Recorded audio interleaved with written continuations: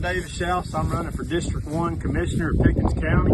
A vote for me is a vote for proper growth while maintaining these beautiful rural areas we all love. Vote Shouse. All right, well, it is just after 4:30, actually 4:31. We'll go ahead and get the work session up and running. I want to say thanks to everybody for being here.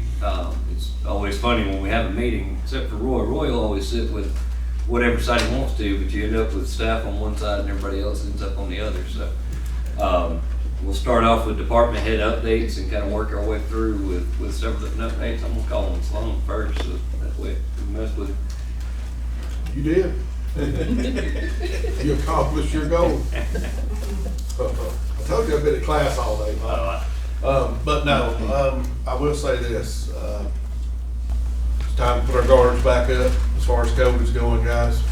Numbers are going up. I'm seeing it in a couple of my departments already. So definitely keep your guards up. They're not turning them in. I can say as of right now, I have 4 in one department that's already that's positive. So and one testing themselves as we speak. So in a different department. So don't let your guards down. It's time to put our guards back up a little bit. I know as I say that, I'm not wearing a mask and we're sitting closer to 6 feet, but be careful. That's really all I've got today. Sorry. That's why I actually called him first, just to get that up. We got 4. We haven't seen it throughout all departments yet. Like what I mean, but typically it starts in the public safety sector and then works its way through. So everybody does, I think, and pay attention to it closely. So now that I picked on one, who wants to go next? We'll just go ahead and go that way. I'm ready. I got done with my notes. All right. We did get Whitestone Road back open today. That was a pretty big project. It'll be open as of 5 o'clock. They had a little bit of grass put out first thing you know. I had reported we're going to close Henderson Mountain Road. I think we're going to put that off until after school's out because where it's at, it's going to be so far to do a detour. You can't really detour where it's at. It's going to really put the bus shop out on that. So we're going to try to hold off until after school's out to do that, shut down on Henderson Mountain. Johnson Paving, they've really been going to town the last couple of weeks. They got all of our roads done. Hill City, Double Branches, Belt of Damascus. They're working on Matthews today. The only one that they lack is Priest Circle, and we're going to hold off until after Memorial Day on it. They wanted to do that because C.W. Matthews is working in the area there with a roundabout and all, and I think it'd be prudent to let them get out of the way before they start on it. That way the crews aren't working on top of each other and have 2 different flagging crews, and just it'd be a lot safer just to wait until after they get out of the way. Like I said, they're going to do that after Memorial Day. And other than that, we're mowing like crazy. I know they got Cove Road this week, Hill City Road, and a lot of the side roads off of them, so trying to get caught up on their mowing. That's it. Did they have a time period when they're going to come back and stripe? Planning on striping next week. Next week. Yeah, the contractor's supposed to come in next week to stripe Hill City. I think Hill City, for anybody that's not driven it since they finished paving it, it definitely improved it. The work y'all did on the shoulders makes a big difference because you don't feel like you're running off the road every time you're going through. So I noticed it today when I drove through there. Yeah, we got them to kind of straighten it everywhere they could. If it's widening a little bit, I got them to widen it on the inside of the curve. So, in fact, it kind of straightened the road just a little bit. I mean, like I said, it's noticeable if you go through there. Yeah, I definitely. For sure. Good job. Questions on the road stuff? I think while we're talking about roads, I know we get emails frequently from people that live on dirt roads that are wanting to see improvements to either tar and gravel or to pave. One thing I think a lot of people may not understand a lot of times when we do resurfacing, the question comes in, why are we resurfacing existing paved roads instead of paving dirt roads? Part of that's to do with the grant, the way that the grant is received, that it's for improvement and to resurface those roads. The other part is a lot of the roads that are still dirt because there's some issues with either the width of the road, the right of way of the road, the conditions, the creeks that are close by. So they're gonna require a lot more work to prep and go through. So we're trying to work on a list of how to do that. But the reason a lot of times you see the resurfacing being on roads that were already paved before is because that grant is to actually resurface. It's not to rebuild roads. So that maybe will answer some of the questions. I've kind of got a feeling that many of the ones that send those questions might not watch these meetings, but we're hoping that as many that can do, so that they understand that we're not trying to blow them off. We've got 400 miles of roads, and about a fourth of those are still dirt, and we're trying to chip away at as many as we can, as fast as we can. But it's not going to be an overnight process to get there.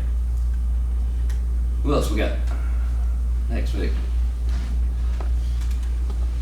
Go ahead, Mr. Pratt. As far as we're concerned, we're just rocking along. Probably had one of the busiest days we've had all year, just in the last week, and so we're trying to make sure we're up to snuff on our staff and getting everything out when we can.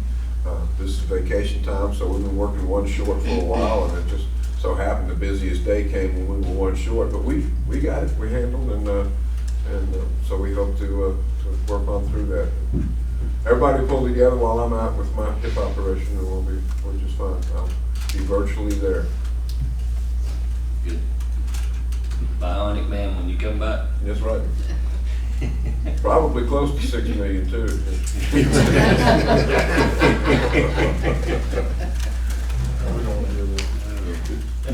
Ryan, I saw water going in an asphalt pond out there, so Yeah. I'll let you jump in next. It's been a busy week at the rec. Trying to finish up with most of our baseball and softball. T-ball has been done. We'll have championship tournament starting this week and then finishing up next week before school starts.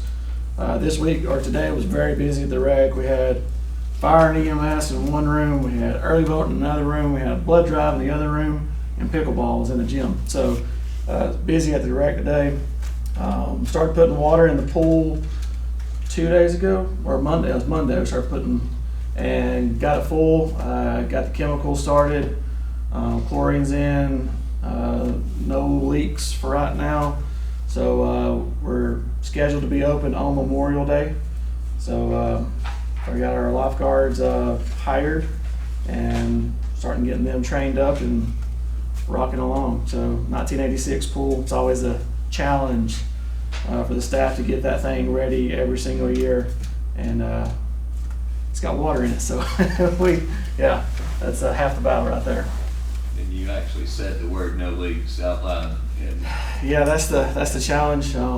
Every single year, chipping and scraping, and putting the paint down again, and just getting it ready. And we'll have our we'll call in for our inspection with the health department probably Monday of next week. If everything goes good with her, then we're open to the public. So, that's it. Sydney, how's that animal shelter? Is it going good? I've been looking at some of the owner surrenders from last year to this year. And in 2021, I believe we had 40, and this year we've doubled that, so we're actually almost to 90 so far this year already, but we've turned around and we've adopted out just as many, actually more than last year, so we're staying low numbers as of right now, but our quarantine is filling up really quick with the increase in owner surrenders. So we're really just asking people to, if they have, because the owner surrenders are if it's your animal and you're wanting to surrender it to the county, but we're the only facility in the county that's able to intake stray animals. So all the strays that are on the side of the road, we're not able to intake those if our quarantine is full with owner surrenders. So we're having to turn away some of those when we should be able to the owners step forward and spay and neuter their animals. So that way we're not intaking 30 puppies in a month when we could be intaking 30 stray animals that really need it. But we do have some resources out there. We have the TNR program, and that's trap, neuter, and release, and that's for feral cats. And there's a lot of colonies in the county. So we're asking people to kind of reach out for that. BPAWS runs that, and then BPAWS also runs a low-cost spay and neuter for like just civilians in Pickens County that have animals that need it. And I believe that's about like $40 to get them spayed or neutered, so that's a great deal. And that's also covering the rabies vaccination too. So, but that's pretty much it. Keep getting compliments of people that are coming up saying how that they think it's going really well. So, thank you. Thank you. Anybody else? Go ahead, Mr. Harris. Philip advised me that on the last few presidential declaration projects that we have going, that we are upgraded now to a 90-10 split. That means we get 90% of the money and only have to kick in 10% to match, of which those were previously 75 from the government and 25 from the county. So that's good news. And then another good piece of good news is our hazard mitigation plan, which is renewable every 5 years, was originally scheduled to be renewed this year, but since we did an amendment to it, it now goes to 2024. So we have some time for us to get prepared and ready to have that ready to apply for and turn in 2024.